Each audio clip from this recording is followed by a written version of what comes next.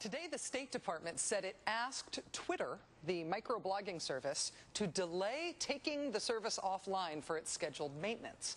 Because without Twitter, people in Iran would lose one of the important ways they have to communicate with each other and the outside world about what's going on in their country right now. A State Department official told reporters, quote, "Twitter announced they were going to shut down their system for maintenance, and we asked them not to." And thus, the State Department confirms what anyone who's been following the story has seen, which is that Iranian government media restrictions mean this revolution might not be televised, but it is definitely being tweeted and blogged and YouTubed and flickered.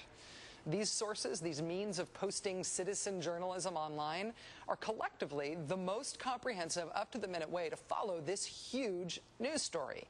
The single most useful English language compilation of all of these sources, and therefore, in my opinion, the single most essential website for news on what's happening in Iran, has thus far been maintained around the clock by a reporter here in New York. His name is Nico Pitney, and we'll talk with him in just a moment. Mr. Pitney has been live blogging events in Iran for HuffingtonPost.com since the protests began over the weekend. In case you haven't seen his live blog, here's a snapshot of his work today. At 12:22 a.m., which is about 9 a.m. in Tehran, Mr. Pitney posted video of garbage men joining in the protests in the streets of Tehran. At 12:55 a.m., he posted comments from a reader in Iran who said that Iran's state-run media were describing the rallies in the streets as seditious. At 1:58 a.m., he posted accounts of increased violence, including information from the website of Iran's former vice president, who says that he has been arrested. Meanwhile, Mr. Pitney posts that someone who appears to be an Iranian on Twitter is reporting a, quote, big explosion at a university in northern Iran. And Mr. Pitney posts the account of a British reporter who writes, quote, a student began shouting at me in English through those grim black gates. There was a massacre. At 3:01 a.m. East Coast time, now 11:31 in the morning in Tehran, Mr. Pitney shares video from a reader at the protest in Azadi Square in Tehran, including shots of a man climbing the Freedom Tower there. More than 12 hours later, at 3:53 p.m., which is now well after midnight in Iran, he posts video of people protesting what they say is biased reporting at Iranian state television. And at 4:06, Mr. Pitney posts striking images of the aftermath of an attack on the home of a reformist member of Iran's parliament.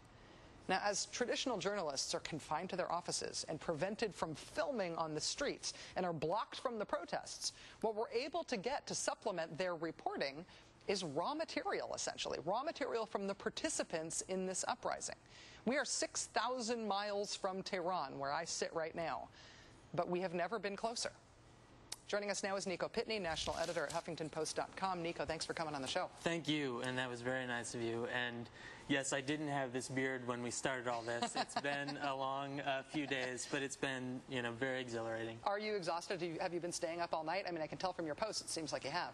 It's basically been I've gone to bed around 3 or 4 and woken up around 6. It's been very intense. I hope to get a good night's sleep tonight. Yeah. But honestly, hearing from people either in Iran or Iranian Americans here who have family there, it's incredibly, it's very gratifying, and they are so passionate about it, and it makes it such a great experience. How are you able to find so many different strands of this story? Are you essentially just like scouring the far corners of the web? Are people feeding you stuff? Are you putting out requests for information that people are answering?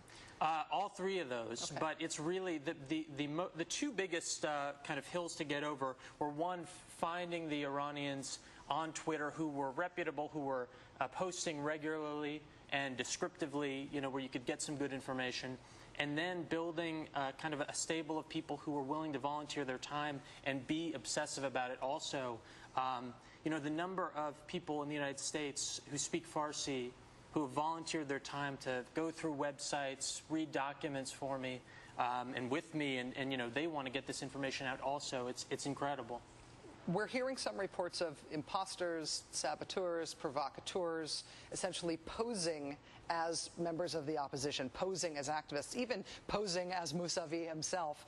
How do you know if somebody's really there? How do you decide if somebody's credible? I think there's a lot less of that, really. I mean, that's not, to me, the biggest trouble. I mean, I think it's more because the people who don't want this to be an issue, they don't have an incentive to be claiming, there's a big massacre, there's a lot of violence. But I have been, very stringent in terms of, avoiding putting up material that I can't confirm. And if there is something where I feel like it's got a strong chance of being true, I'm always very clear about saying I haven't confirmed it 100%.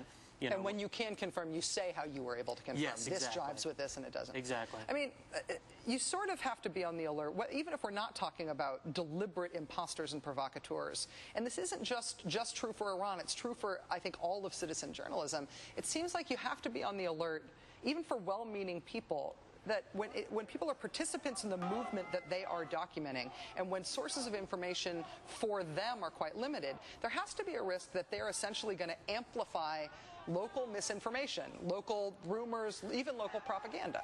That's true, absolutely true, and that's, I've tried to keep that in mind throughout, and there's no way to guard against it, but certainly, making sure you've got multiple sources and being patient, waiting for, there may be big news there sitting in front of you, but waiting until, the facts are there to back it up.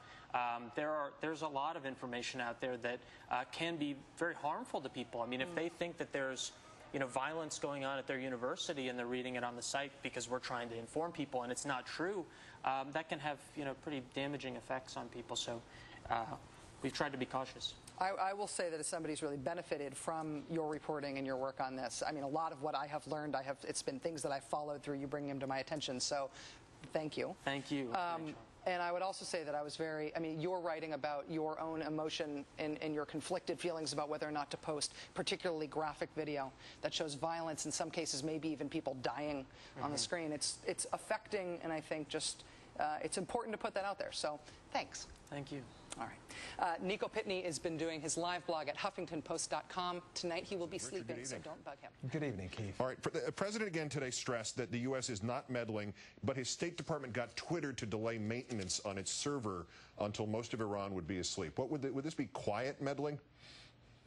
Well, they neither want to be entirely quiet, and they obviously don't want to be seen to be meddling, but they are actually intervening in one way or another beyond the sort of marginal stuff about Twitter. And these new technology, as Richard Engel rightly pointed out, have been incredibly important to the reform movement.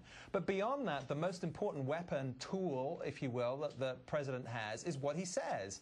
And here the White House is treading this incredibly difficult and fine line between making a statement of moral authority about obviously being pro-democracy and wanting to encourage the people who support the reform movements, and yet, on the other hand, not wanting to taint the reformists by suggesting or playing into the reactionary crowd's hands of looking like the reformers are a tool of American power. So this is incredibly difficult, but the real meddling, the stuff that isn't so quiet, is what comes out of the president's mouth. That's where the White House has been focusing its attention. All right, to that point, and then a little bit more later about the question of what we might be doing to facilitate communications there.